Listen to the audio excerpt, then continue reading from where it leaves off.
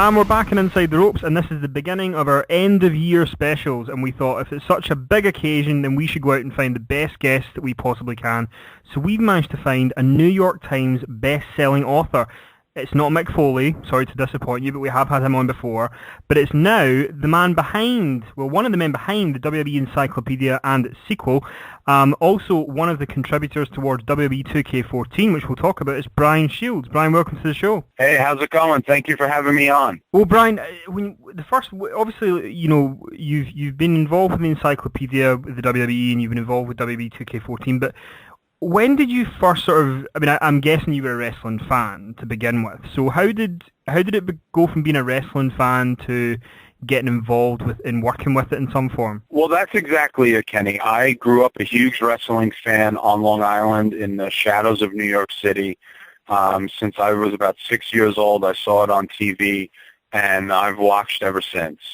My first job out of college was in the video game business in the sports marketing department at Acclaim Entertainment.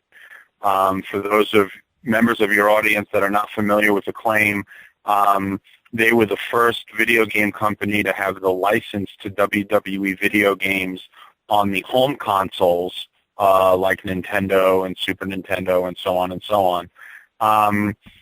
So that was my first introduction from a business standpoint to WWE. While at Acclaim, I also worked on a video game franchise called The Legends of Wrestling, which was really cool. That was a combination of WWE and NWA, WCW legends, and had some ECW legends in there as well, AWA. But for me, WWE, I started working with them during their Legends program. I was working with them, and they were getting ready to launch their Legends program, which was basically bringing all the Hall of Famers and legendary personalities back home to WWE and introducing them to current fans at the time for video games, DVDs, books, action figures, things along those lines. My first book with WWE was published by Simon & Schuster in 2006, called Main Event WWE in the Raging 80s. And then about 3 years later, 2.5 years later, the first encyclopedia came out, which I co-authored with Kevin Sullivan, and the rest is history, And so you mentioned earlier on that you worked on the WWE video games before. So what was kind of what part did you play in that? Like what was your involvement in the video games? Well, when I started my career at Acclaim, it was actually while I was still in college as an intern. And during that time, that was 1998, Acclaim was finishing up the production of their game War Zone, which really changed the genre of professional wrestling games at that time. That game was available for the PlayStation 1, the Nintendo 64, and the Nintendo Game Boy. And, so during that time I was, really just an intern in the sports marketing department. I was helping to, pull together screenshots for the back of the box, game footage for the commercial, footage for, special promotions that were going on at retail, things like that. And the next year was WWF Attitude, and that was in 1999. And that was, again, in the marketing department, but I was actually now a full-time employee. So it was very similar. And the other WWE games, which was great to see in the mid-2000s, was the legends that were part of that game. Many of the legends that were part of that game were able to be part of it because of their participation in WWE's Legends program. So it was great to see so many Hall of Famers and legends in those great Raw vs. SmackDown products from, at the time, THQ. And then this year, I couldn't have been any more fortunate to be able to work with the 2K development team and to be able to write the announcer commentator lines for the video game was, it was just awesome. There's no other way to put it. It seems, this video game with 2K14 that's just come out, they've managed to get the Ultimate Warrior in it, and he's doing an advert, and Hogan's in it, Austin, everybody is practically in it. How do you think they're going to be able to top this game? Because it seems like they've thrown so much into this game to make it successful. Do you see another market for them to go down next year, or do you think they're going to kind of scale it back to something kind of more current? Well, first of all, I'm very thankful that it is not my challenge to make a game as great as 214 better for the next year. But, I have to tell you, the history that the development team and the marketing team for WWE 2K14 has with WWE products. And when I say marketing, I mean the PR team is, I consider, part of that as well. The experience and the passion for WWE that team has, it is, for 2K14 really speaks for itself as soon as you turn it on. The 30 years of WrestleMania mode, the Undertaker streak. These are what you're able to do in the creative suite. Everything is just there from the moment you press power. So I think for next year and the years after that, it's going to continue on in this great tradition where the games are just going to get better and better. And so obviously you were part of the first encyclopedia with DK Publishing. How did that come about? Who came up with the idea to do an encyclopedia, and when did you become involved in that?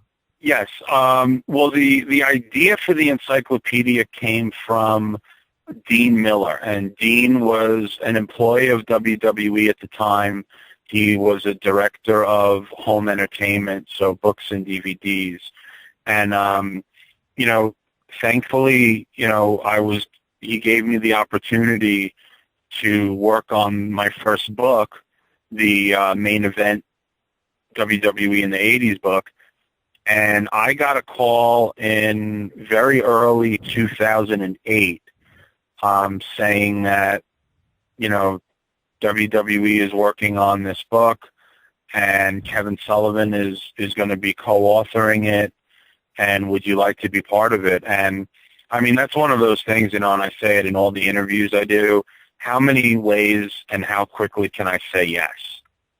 I knew right away that this was going to be an incredible project. It was the first ever official written record on the company from 1963 all the way up through the end of 2008. So that, and coupled with that, I knew Kevin and knew of the great work he did as a WWE employee on the website and on the magazine side. And just for your listeners also, not the Taskmaster Kevin Sullivan, I get that a lot. But, it was just one of the things where I knew right away it was going to be a great project and something that I'll always be grateful to be part of with Kevin. So, we co-authored the first book. It debuted on the New York Times bestsellers list, which to this day just doesn't seem real. And it took us about a year and a half to complete the first book. The follow-up book, which came out last November, took about a year. And, that was another great reminder that unlike other forms of sport and entertainment, WWE does not have an off-season. So, it was just these are great projects to be part of. And I guess, not to dodge a controversial subject, but I remember when the encyclopedia was coming out, and one of the first things that a lot of people were wondering is how Chris Benoit would be covered in the encyclopedia, given what had happened. And, right. For very understandable reasons, WWE have not promoted him in any way since, 2007. But I wonder, and I guess this is a two-part question. One part's to do with Benoit and one's just general.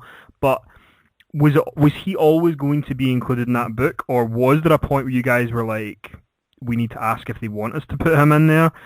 And then I guess when you're writing the entry for him, is there a sort of, I guess you need to approach that slightly differently, because with Hulk Hogan you can sort of say, what a great guy, and look what he did and da da da. Whereas with Benoit, I guess it's got to be a more kind of a different approach to writing his forward.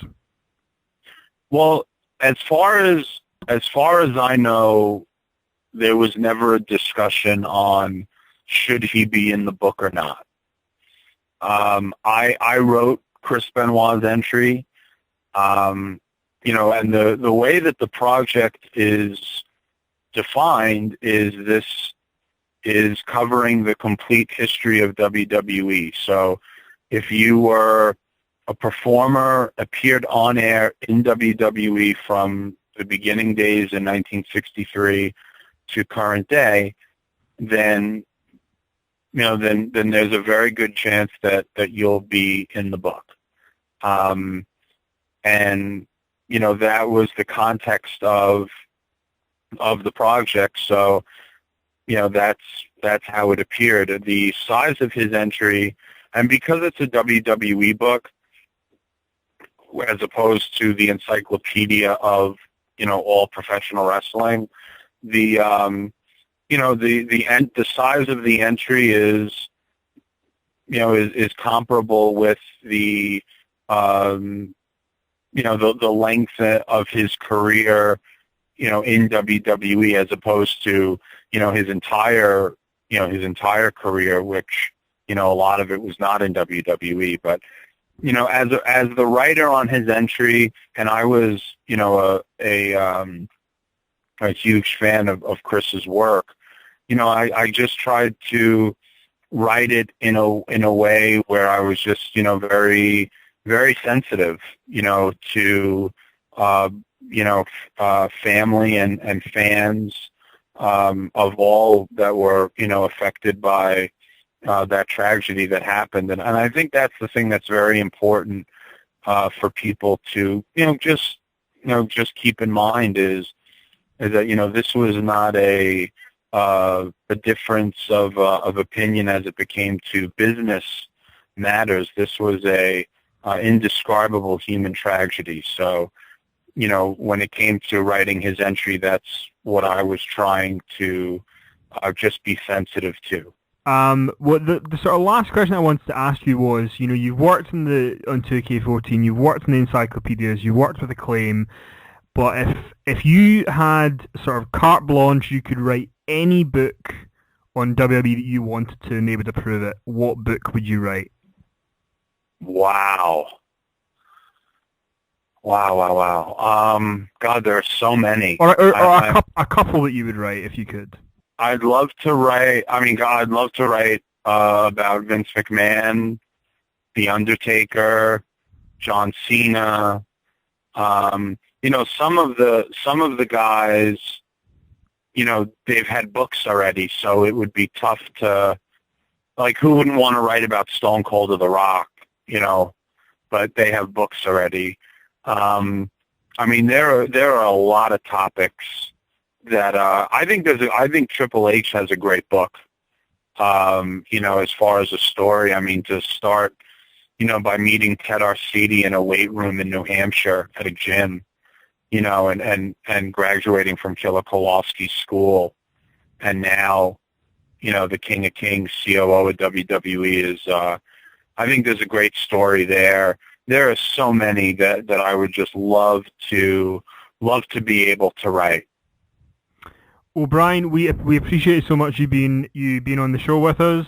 We hope you've enjoyed it, and hopefully there's many more projects for you and WWE to work on.